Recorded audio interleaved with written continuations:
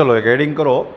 Rekha ax plus by plus c is equal to 0 परना बिंदु px1 y1 थी r अंतरे आवेला रेखा परना बिंदुओ शोधवा। To find points on line ax plus by plus c is equal to 0 at a distance of r from px1 y1। हवे जो पहला है ने फिगर समझो। सपोज आ स्ट्रेट लाइन है, आ एक रेखा है। ये रेखानु समीकरण तमने आपी दीधुं छे ax plus by plus c is equal to 0। पछी आ स्ट्रेट लाइन ऊपर एक पॉइंट है px1 y1 अने तमारे आ बिंदु थी r अंतरे आवेला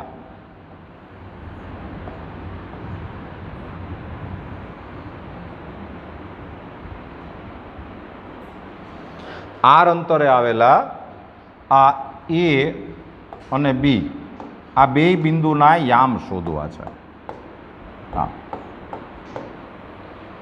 अंतर जे छे ने आ डिस्टन्स छे ए आर छे। हवे हूँ तमने जे कांई फॉर्म्युला आपू छूं पहला समझी लो। ए फॉर्म्युला माटे एटलुं जरूरी के तमने जे बिंदु आपेलुं होय ए आ रेखा उपर होवुं जरूरी। पहली बात बराबर, जे कांई फॉर्म्युला छे एना माटे छे।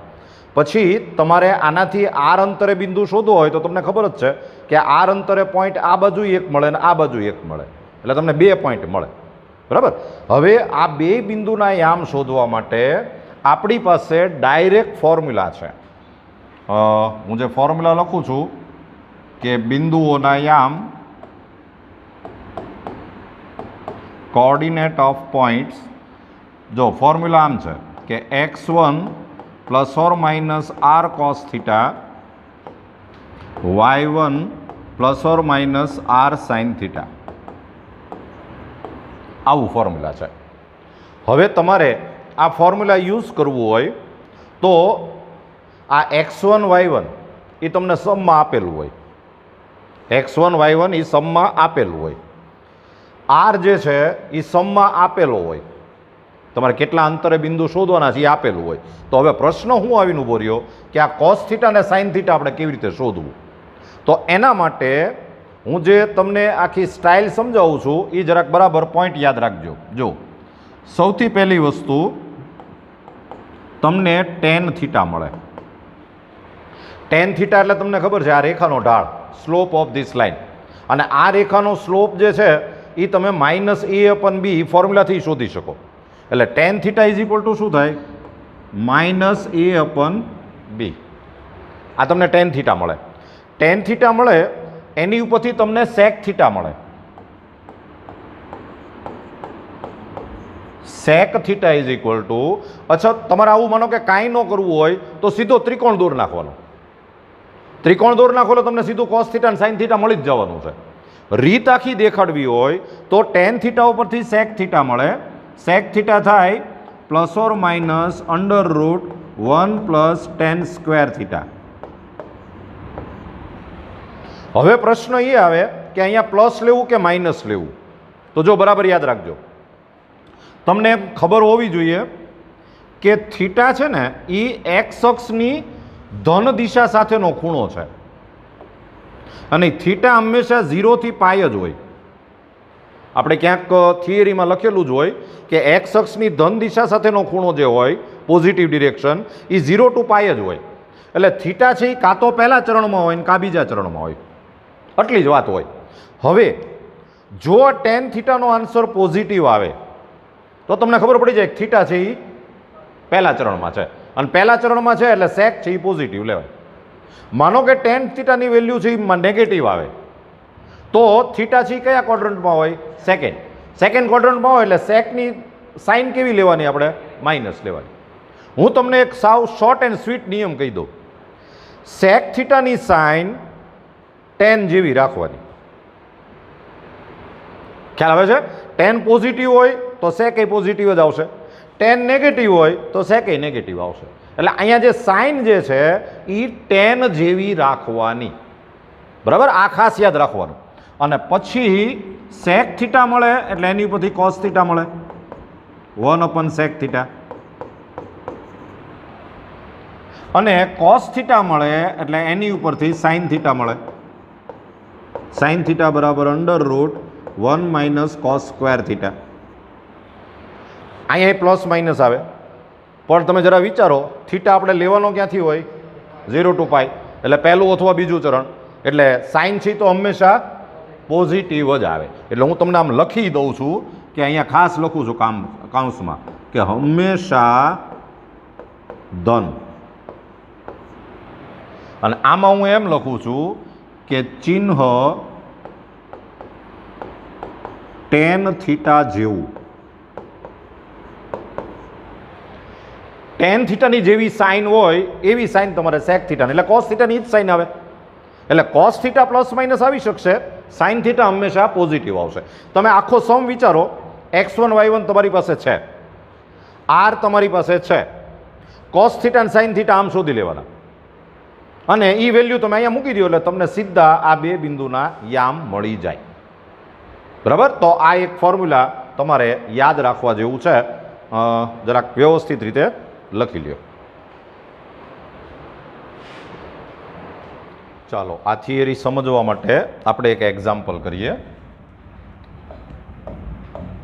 તમને સપોઝ જે લાઈન છે એનું ઇક્વેશન આમ આપેલું છે કે 3x + 4y પ્લસ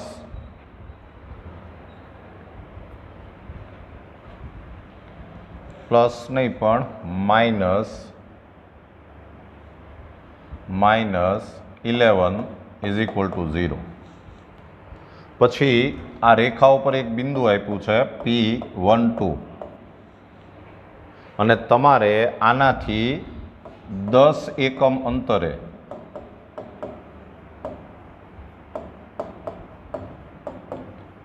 આવેલા બિંદુઓ શોધવાના છે. You have to find points at a distance of 10 unit.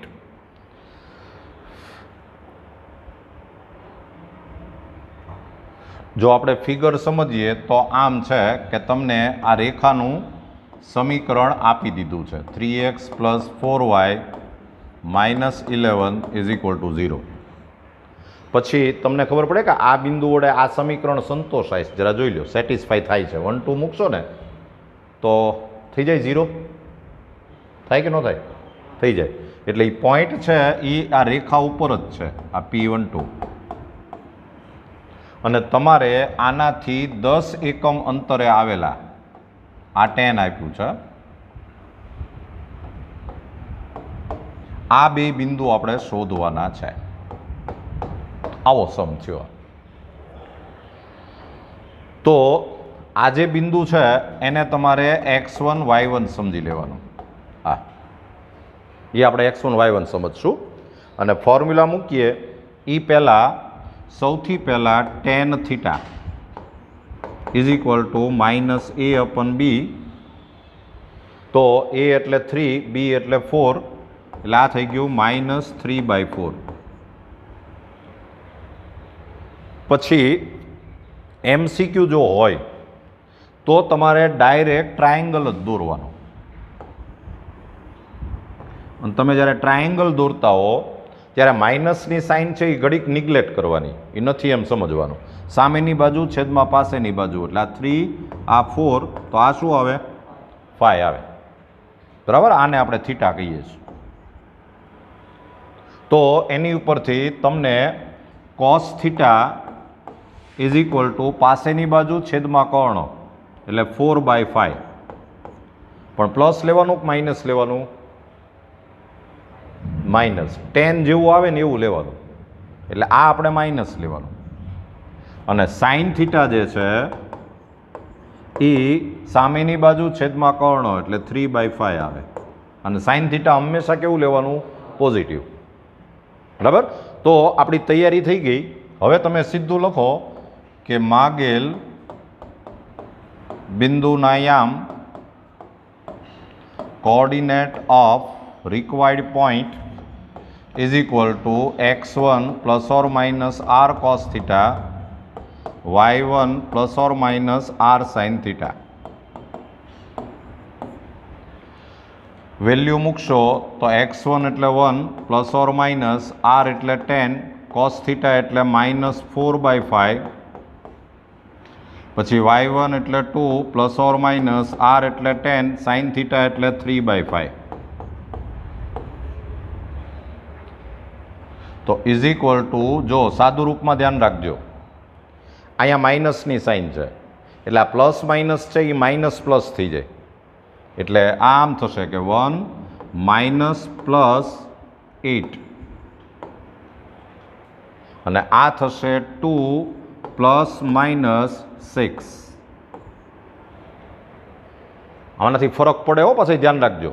એટલે હવે તમારે શું કરવાનું કે જ્યારે આમાં બે બિંદુ છે, આ બે પોઈન્ટ છે, અહીંથી જ્યારે માઇનસ લ્યો ત્યારે અહીંથી પ્લસ લેવાનું, અહીંથી જ્યારે પ્લસ લ્યો ત્યારે અહીંયા માઇનસ લેવાનું. એટલે હવે તમારે બે બિંદુ અલગ અલગ કરવા હોય તો આ 1 માઇનસ 8 એટલે -7 અને 2 પ્લસ 6 એટલે એ થાય 8 અને બીજું બિંદુ થાય 1 પ્લસ 8 એટલે કે 9 અને 2 માઇનસ 6 એટલે કે -4.